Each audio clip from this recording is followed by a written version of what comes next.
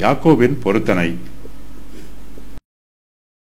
அப்பொழுது யாக்கோபு, தேவன் என்னோட இருந்து நான் போகிற இந்த வழியிலே என்னை காப்பாற்றி உண்ண ஆகாரமும் உடுக்க வஸ்திரமும் எனக்கு தந்து என்னை என் தகப்பன் வீட்டுக்கு சமாதானத்தோட திரும்பி வர பண்ணுவாரானால் கர்த்தர் எனக்கு தேவனாயிருப்பார்.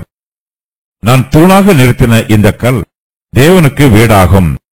தேவரீர் எனக்கு தரும் எல்லாவற்றிலும் உமக்கு தசமபாகம் செலுத்துவேன் என்று சொல்லி பொருத்தனை பண்ணிக்கொண்டான். யாக்கோபு இந்த ஸ்தலத்திலே கர்த்தரோடு பொருத்தனை பண்ணிக் கொள்கிறார்.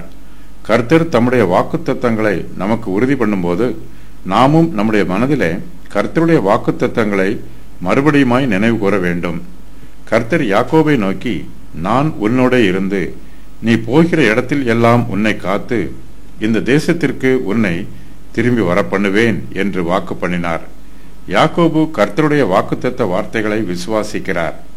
கர்த்தர் தனக்கு சொன்ன வார்த்தைகளை யாக்கோபு தன்னுடைய இருதயத்திலே பற்றி கொண்டு, தேவன் என்னோட இருந்து நான் போகிற இந்த வழியிலே என்னை காப்பாற்றுவாரானால் என்று விசுவாசத்தோடே சொல்லுகிறார்.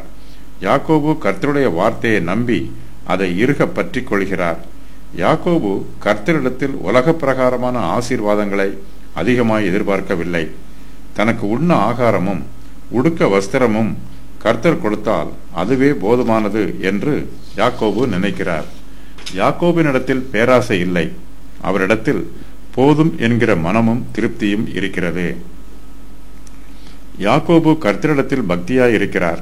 கர்த்தர் தன்னை காப்பாற்ற வேண்டும் என்றும் அவர் தன்னை தன் தகப்பன் வீட்டிற்கு சமாதானத்தோட திரும்பி வரப்பண்ண வேண்டும் என்றும் யாக்கோபு விரும்புகிறார்.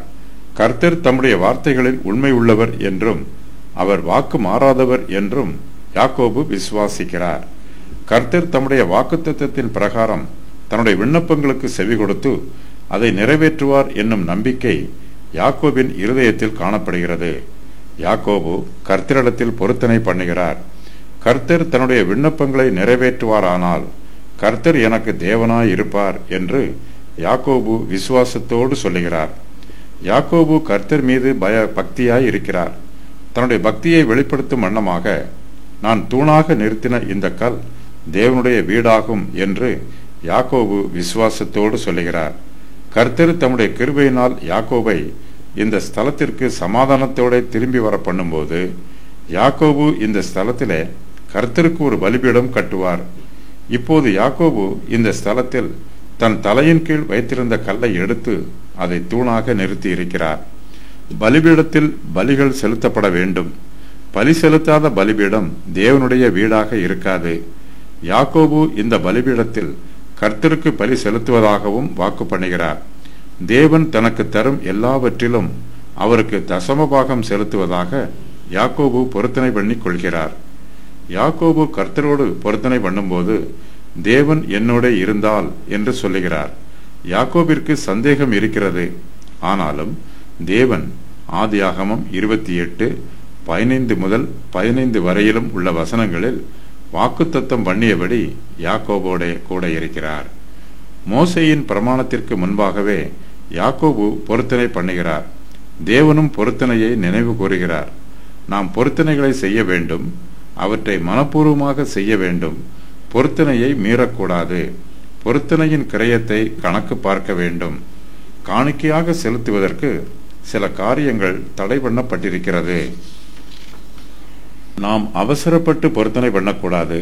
பரிசுத்த வேதாகமத்தில் அவசரப்பட்டு பொருத்தனை பண்ணின சில சம்பவங்கள் சொல்லப்பட்டிருக்கிறது. அதன் விவரம் வருமாறு: எப்தாவின் பொருத்தனை, இஸ்ரவேலுடைய பொருத்தனை, 40 மனுஷருடைய பொருத்தனை. பரிசுத்த வேதாகமத்தில் பொதுவான பொருத்தனை பற்றியும் சொல்லப்பட்டிருக்கிறது. அவற்றின் விவரம் வருமாறு: யாக்கோபின் பொருத்தனை, தசமபாகம் செலுத்துதல். அன்னாளின் பொருத்தனை, எல்கானாவின் வருஷாந்திர பொருத்தனை, யோபு தன் கண்களோடு பண்ணின பொருத்தனை, தாவீதின் பொருத்தனை, யோனாவின் பொருத்தனை, பவுலின் பொருத்தனை.